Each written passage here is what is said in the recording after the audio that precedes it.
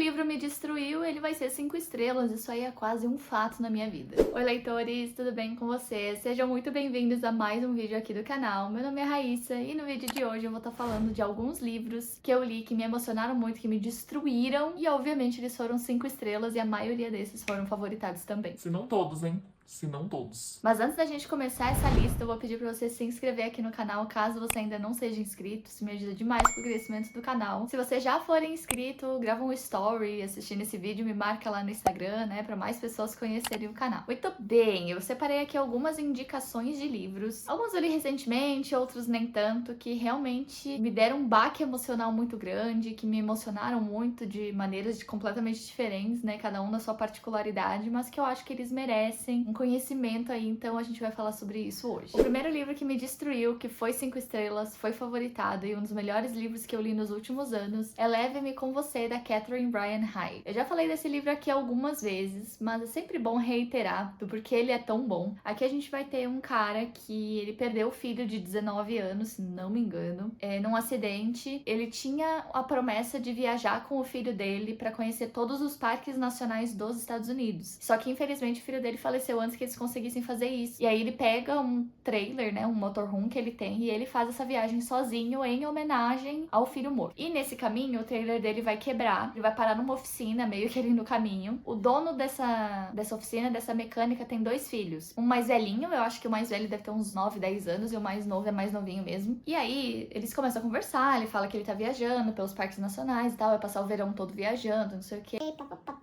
E aí, quando o carro tá pronto, o mecânico não cobra nada. Ele fala assim, cara, eu vou ter que cumprir uma pena na cadeia, e eu não queria que meus filhos soubessem. Eu vou passar o verão todo lá, né, uns 3 meses. Então, será que teria a possibilidade de você levar os meus filhos na viagem com você? E aí, cara, coisas acontecem. No começo ele não quer aceitar isso, né, ele vai esperar o carro ficar pronto e pensa sobre o assunto, mas ele não quer aceitar isso. Mas no final das contas, as crianças vão nessa viagem com ele. É incrível, gente, porque esse homem tá muito abalado, né, com tudo que tá acontecendo na vida dele, o rumo que a vida dele tomou. E essas crianças também têm toda essa inocência de entender que tem alguma coisa errada na casa deles também, e eles começam a conversar e criar essa relação quase de pai e filhos também, sabe? Então, cara, é um livro extremamente emocionante, extremamente tocante. Esses personagens crianças, assim, vão surpreender vocês, porque eles têm uma delicadeza, uma sensibilidade bem das crianças mesmo, sabe? Colocados nesse contexto, é um livro mega divertido também. Então ele tem esse viés de realmente uma viagem de verão, né? Eles vão pegar a estrada, vão ver coisas diferentes, mas ao mesmo tempo tem toda essa carga emocional, sabe? Cara, eu me emocionei muito. No final, chorei horrores. É uma edição maravilhosa da Darkside. Tem mapas e tudo mais. É uma edição linda. É um livro mais lindo ainda, que eu recomendo muito. Chorei horrores, me emocionei. 5 estrelas favoritado. Amo demais. Aí a gente já vai pra uma vibe totalmente diferente, tá? Esse livro aqui, ele é mais sombrio. Tem muitos gatilhos, já aviso pra vocês, tá? Se vocês não tiverem com estômago pra ler essa história, não leiam. Eu estou falando de Precisamos Falar sobre o Kevin, da Lionel Shriver. Esse livro aqui vai contar a história de uma mãe que tem um filho que faz um atentado numa escola. Ele mata não sei quantos colegas de classe dele. E aqui, esse romance,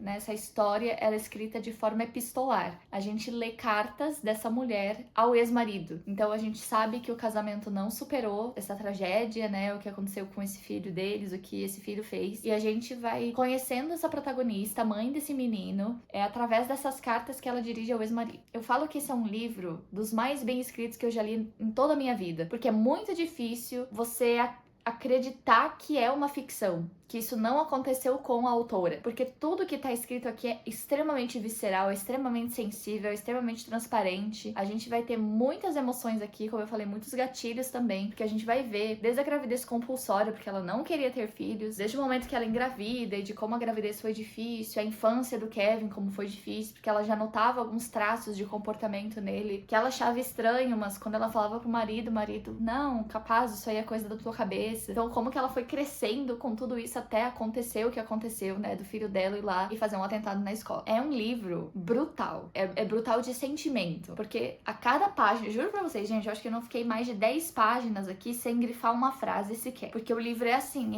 ele coloca a realidade de forma sensível, mas que ao mesmo tempo dói. Então, acompanhar a jornada dessa mãe com essa criança, com esse filho que vai crescendo, se tornando um pré-adolescente e tudo mais, cara, tu tem que ter fôlego pra terminar essa história, tá? Não recomendo pra quem estiver grávida.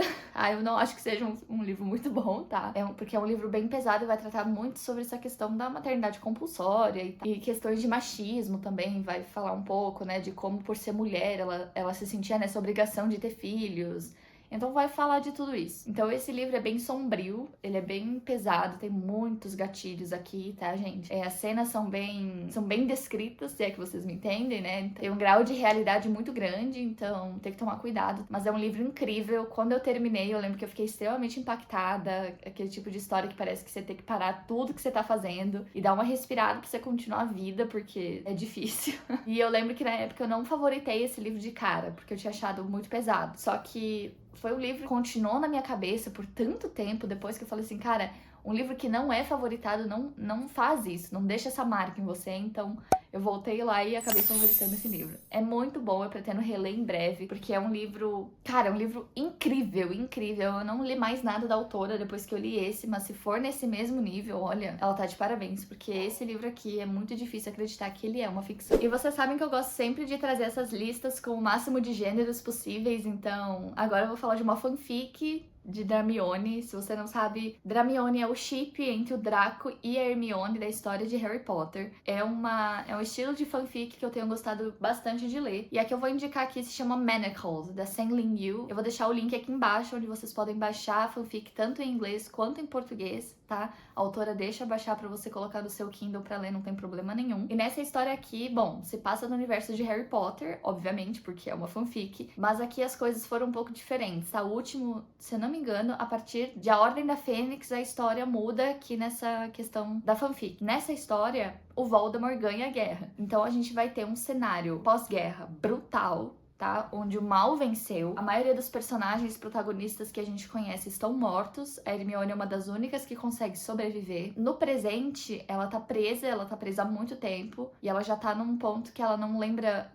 Ela mesma bloqueou a memória dela porque tinha acontecido no passado. Então ela não lembra nada do que aconteceu, de como que ela foi parar ali. Ela lembra de pouquíssimas coisas. E sabem que ela tá viva porque acham que ela tem informações importantes da Ordem da Fênix, né? Porque eles não conseguiram matar todos os membros. Então esse é o único motivo que ela tá viva. Eles vão tentar tirar essas informações dela. E aí o que acontece? O Draco nessa história, ele é como se ele fosse uma sucessão pro Voldemort. O Voldemort, ele tá vivo, mas ele tem pessoas de alta confiança que também são extremamente poderosas e o Draco é um deles. É como se ele fosse, entre aspas, o braço direito do Voldemort, né? Quase tão poderoso quanto. E aqui nesse livro tem uma inspiração no conto da Aya, da Margaret Atwood. Então aqui o Voldemort, ele tem uma questão de tentar colonizar de novo o mundo mágico com novos bruxos, né? Porque muita gente morreu na guerra, muitos bruxos de sangue puro morreram e tudo mais. As bruxas de sangue puro, ou que tem uma magia muito forte, que ainda estão vivas e eram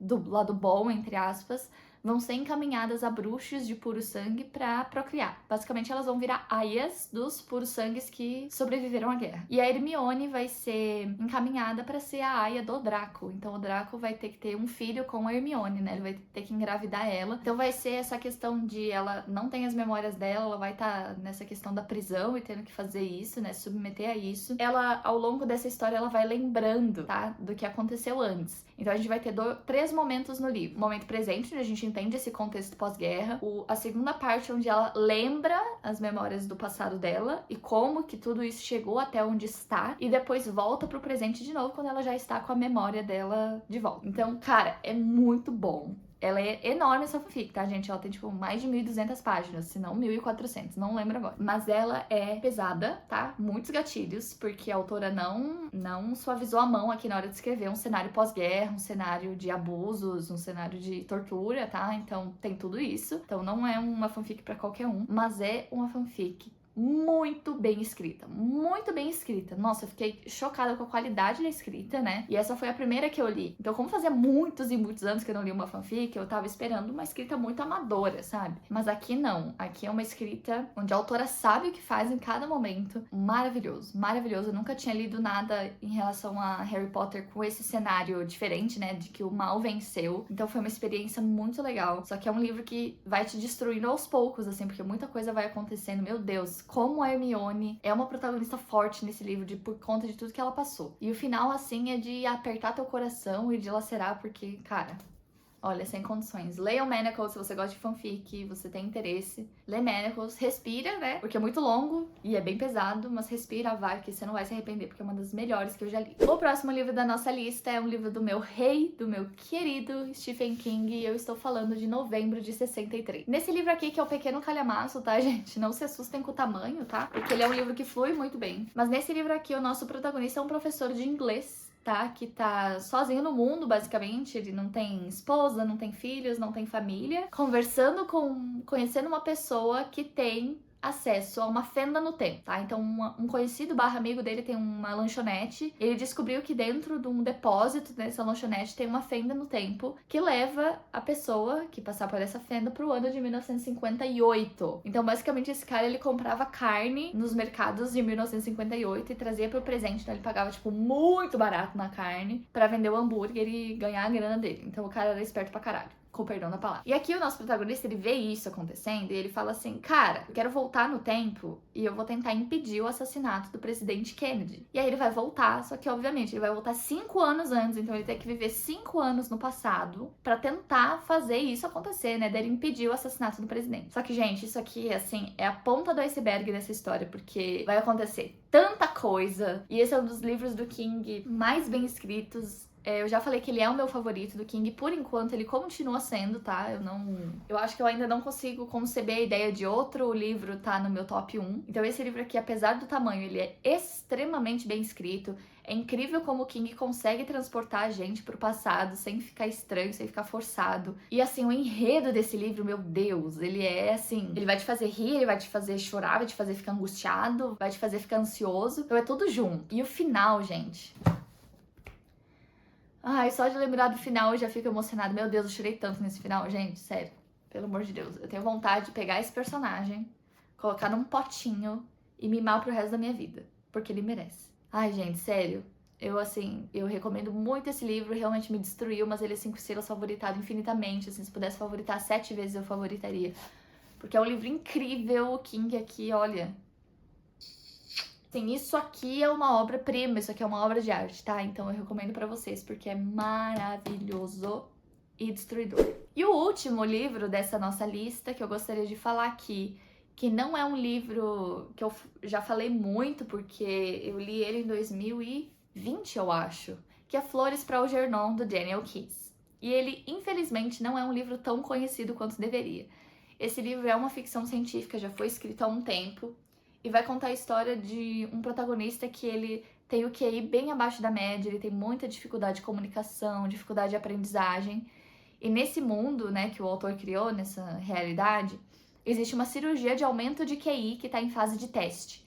E ele, o nosso protagonista, vai ser o primeiro que vai fazer essa cirurgia, que vai fazer esse teste para ver se funciona. E o livro, ele é contado por meio dos relatos, dos relatórios, tá? Relatos de bordo, eu acho que eles chamam, desse nosso protagonista. Então a gente vai entender como ele se expressa desde o começo, antes da cirurgia, até o momento que ele faz a cirurgia e depois o que está acontecendo na cabecinha dele. É um livro extremamente impactante porque o autor, ele é tão foda que, como é o protagonista escrevendo os relatórios, no começo a gente vê muito erro de pontuação, muito erro de concordância, a gente nota que é uma escrita mais infantil, uma forma de ver um mundo mais infantilizada. Após a cirurgia, as coisas melhoram assim exponencialmente, ele fica uma pessoa extremamente inteligente. Só que o problema é que ele ficou muito inteligente intelectualmente, mas a inteligência emocional dele não acompanhou essa velocidade de transformação dele.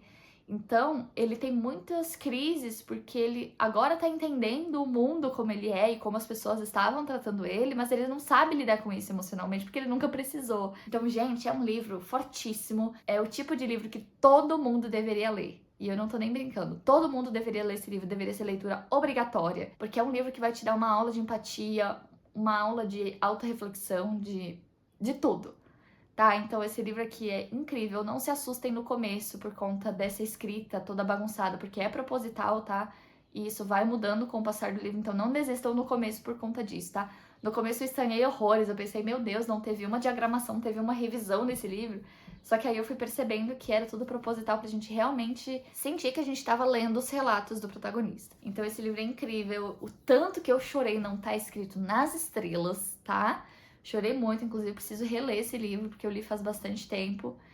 E é maravilhoso, eu não podia deixar de indicar ele aqui. Gente, então é isso. Eu tenho outros livros que já me destruíram, que eu chorei muito, mas não, foram poucos que eu dei 5 estrelas, tá? Então eu realmente quis trazer livros que me destruíram e que foram 5 estrelas pra mim. Eu agradeço muito a sua atenção até aqui. Comenta aqui no vídeo se tem algum livro 5 estrelas que destruiu sua vida, tá? Destruiu seu emocional, seu psicológico, que abalou todas as suas estruturas. Eu preciso de mais livros assim, tá? Faz tempo que não acontece de eu ler um livro que me abala tanto assim, tá? Então comenta aqui pra eu saber que é sempre bom trocar figurinha com vocês. Eu acabo pegando novas indicações, lendo livros diferentes, tá bom? Muito obrigada pela sua atenção. Não esquece que a gente tem um compromisso com o próximo vídeo. Não esquece de dar o seu like também. Um beijo.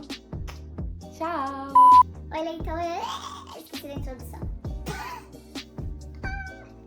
Nem sei o que eu vou falar nesse vídeo agora. Seja real ali, né? Realismo real é ótimo. Mas nesse livro aqui, o nosso professor, né? Nosso protagonista.